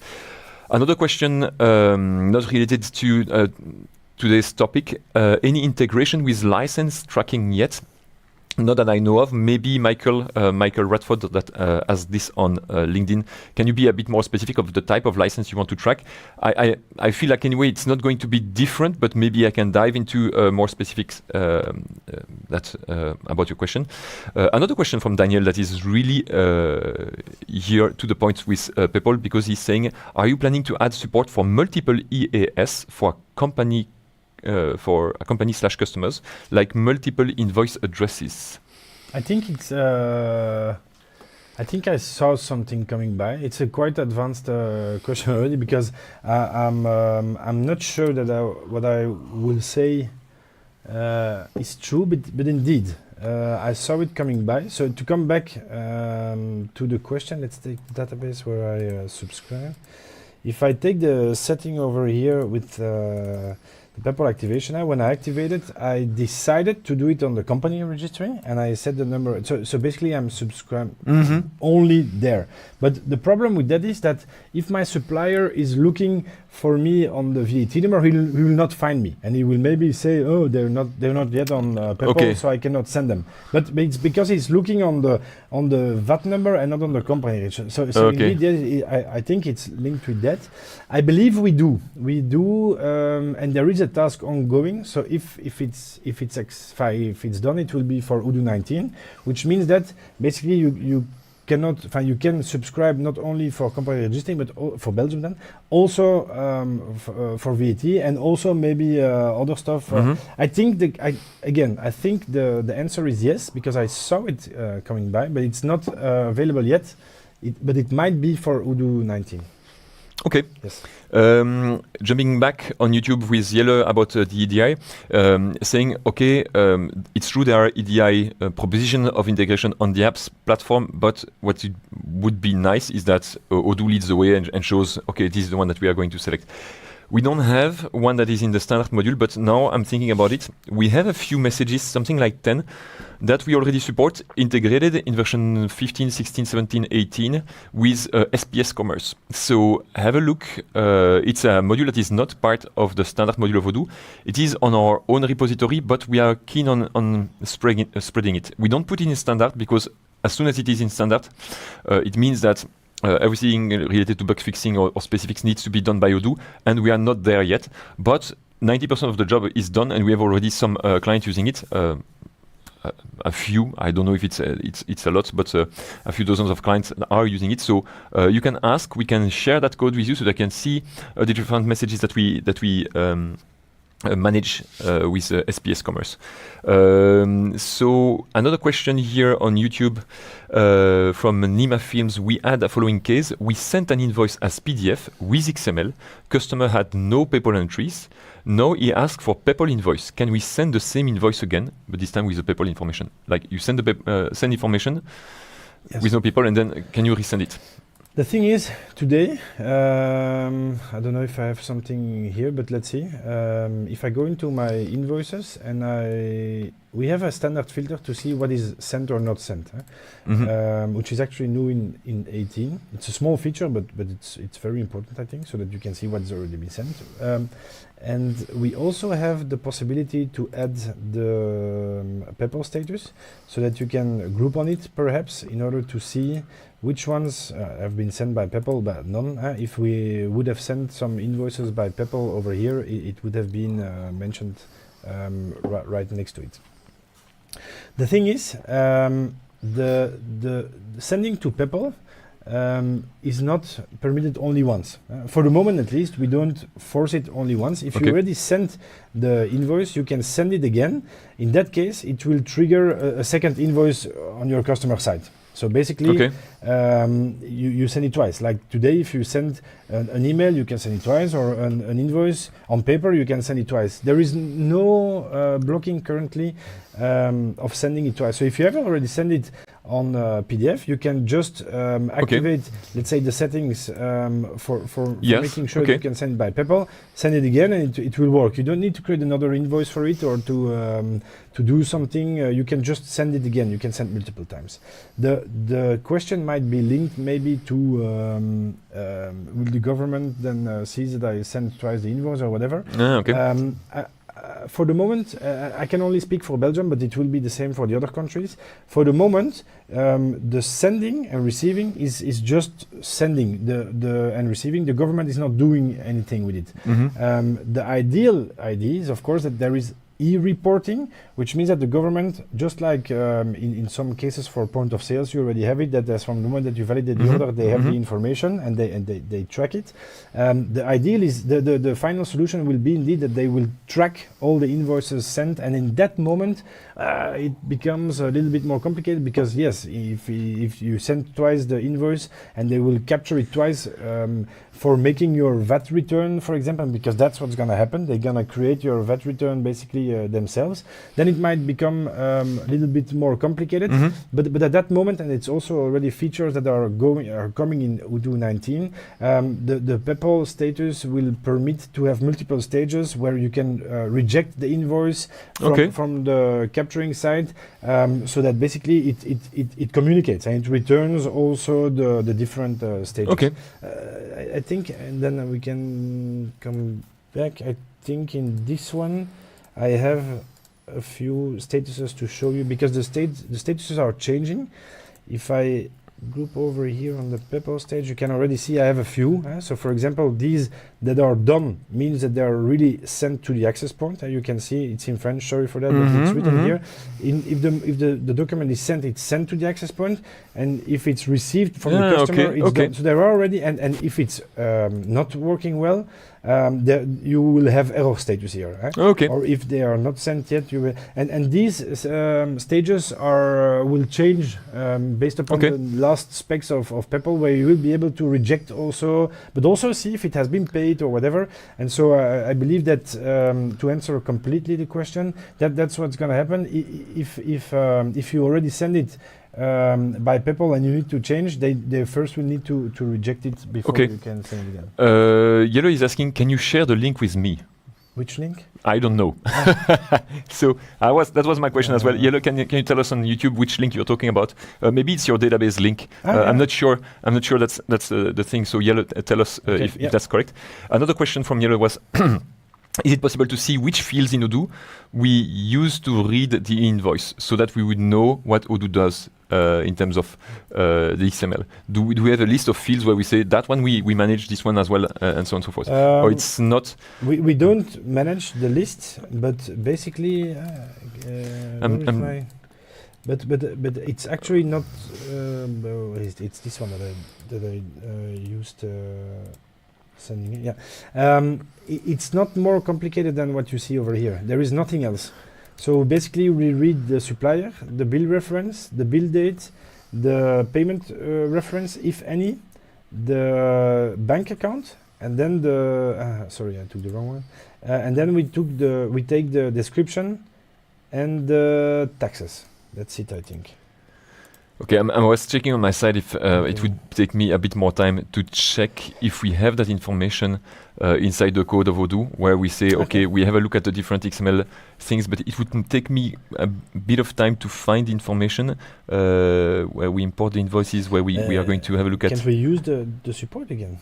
Oh, you can have a look and check if you would get the information from there. I'm checking very quickly, but it could be that I wouldn't be able to give that information during the talk today, because there's a few things about importing, but I don't see, for example, the different tags that we are going to select. So I don't know if that is something that is part of the Odoo code base, or if it's in the platform, the IAP platform that we have. So I would need to check this and answer later, either on the messages on LinkedIn, or because YouTube it's not available after, but on LinkedIn it does. Yes, it's not on the support page. Yes, coming back on Yellow. Yellow, send me an email at ahu@odoo.com. I will put you in touch with this, because we can send the zip. We don't give access to the repo at the moment, but we can send the zip with the information that I can send it to you. So email based.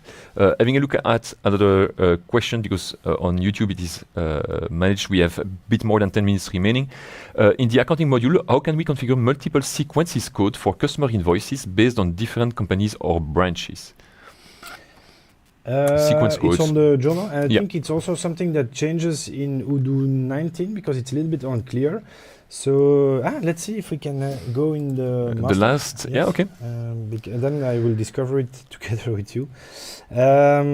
So first of all, today, it's also on the journal settings itself. So if you go to the configuration, you have the sequencing over here. And so it's already merged. So I can show the difference. Wait, because that is for the communication, not the sequence of for your the documents. sequence. Yes. Okay, sorry. I was thinking about the payment communication. Basically, you can change it on the first one. So if I take first, It's maybe not the first one that you have let's on make there. a new Yes. journal and we can Yes, that's completely it. show it. So because yes, it's a little bit of black magic, and before you could change the sequences by yourself in order to make it very easy to set up. You don't have that functionality anymore, but it's actually an algorithm that will learn based upon if you change it. So if you create a new invoice, like over here, you can see that we suggest you. For the first invoice, we suggest you the sequence. So if I don't do anything over here, it will take me the code of the journal, the year, and the number with the 5 digits. For vendor bills, it will even add the month in there because why? It's mostly for VAT purposes, so that basically you have a sequence per month, and that you can easily, even if let's say if a VAT period is nearly closed, but you still want to put bills in there, that the sequence is still following. If you have a bill from May that you put, and then one from June, and then one again from May, that the sequencing is not mixed up. But that's if you want, we can show more about that. But so how it works, if you don't do anything, we will create over here. But if you don't like that sequence, you can basically change it. Yeah? If you don't want to call it inv but AU, for example, with the year, and then only 4 digits, for example, you can change it basically the first time over here. Create your bill, create your invoice. And basically the algorithm will learn from it. So if I validate it now, the sequence is this one, and if I create a new invoice and set it again, put something else, and validate it, you will see that it will follow this sequence. If I don't like it anymore, you have the possibility to change it for the next time. So basically, if you put back in draft, you can change the sequence. So now I don't want it to be AU anymore, but AU2, for example. You can change it over here, and we will explain you what happens. So if you keep it and you confirm it, it's now AU2. So you learn the algorithm that you want to change it. So if you create a new one now and you change and you add again an invoice, he basically keeps track of it, and he changed it. So you don't need to go to a separate menu anymore to change the sequencing in a technical way. It's basically the algorithm that does it for you, and if you want to change it, you just change it by putting it back in draft, and it takes care of it for the next one. So yeah, I think that... Okay, I was looking at the same time on GitHub to see the previous question about the fields that are dealt with in XML, and I think that it is managed on the IAB platform of Odoo. I cannot see that in the Peppol module in the community. We have a place where we say some function. You can maybe dive a bit more if you are techie enough in the Peppol import invoice. But I think that we send then the information to our Peppol API on our site. But it's really what you see is what you get. So there's nothing more than what you see on the screen that we get out of there. And Michael on LinkedIn is commenting and saying, yeah, it's okay this to work with the XML, have the result of Odoo, and add your extra step, but then you need to be a developer. Yes. And like the answer is yes. Yeah. You can use it, but then... Okay, a bit of discussion between different people on LinkedIn as well, between Daniel, Michael, on Peppol, with also Arsalan Yassin. Just checking the few things that you say on top of that, discussing the invoicing sequences. Emmanuel saying we'll talk about the PADO experience, so he's already booking a meeting with you. Singapore, we come back to this, but that's from a few minutes ago, I guess. Checking if we have there's a lot of discussion on LinkedIn. That's fun. Vida framework. Thanks for the answers. Our pleasure. We don't have anything else in terms of question. That is good because we have 8 minutes. 8 minutes remaining. I'm checking if I've maybe an extra one for you in the ones that I noted earlier. Resequence since we covered. Don't be forced, huh? No, because I know you're kind of. I'm taking the worst question I can ask you. No, I'm checking here if we have really something that would make sense that we didn't discuss.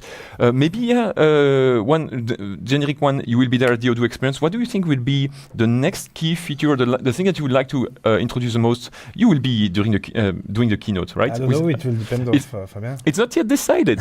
No. I think so. All right. So, well, let's say you do it. What is the key feature that you would like to show and say, okay, between version 18 and version 19, this is one thing that I like, and that if there's one, or maybe there's one that you cannot talk about yet, or what? I don't know actually. Yeah. Okay, but it will be there in 1 month. Fabien is always polling everything, so I don't think it's such a surprise. I know what we're going to talk about. What? Huh? I don't know, but please just checking. But first of all, I think really for me, global invoicing is an important topic because it's going to be game changer worldwide. So I believe invoicing and everything that will follow from invoicing is an important topic. But if you want to use fully all the advantages of invoicing, I believe, but of course I'm not objective here, but I believe that having a single platform between an entrepreneur and an accountant working similar together is game changer, because everything comes in over there. The accountant everything is already predicted and filled in based upon the info in the XML, and the entrepreneur can directly use it for making his payments, etc. Because it's a structured format, as from the moment that it's dropped in there, you can use it. Like I showed before, you drop in there the feature of the XML. As an entrepreneur, I can directly click on pay and pay it. I don't so because it's a structured format.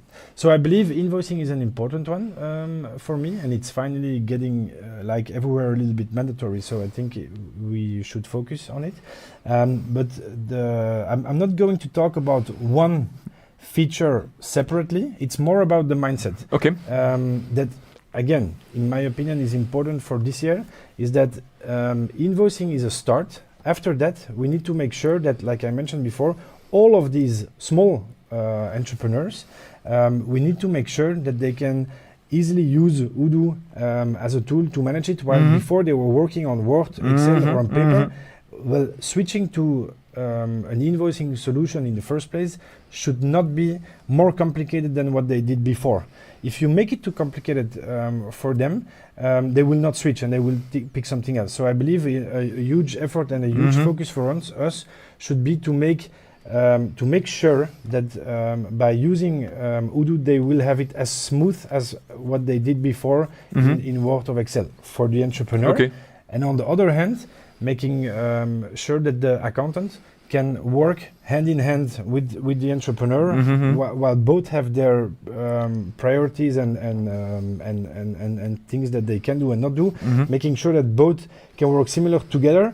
That's a huge responsibility, I think. Okay. And I think there is a lot of stuff that will be announced around that. But you want to keep a bit the secret or the presentation. To be very honest, I also need to test it myself. I just starting to get into there. There is plenty of stuff that will be announced. Okay.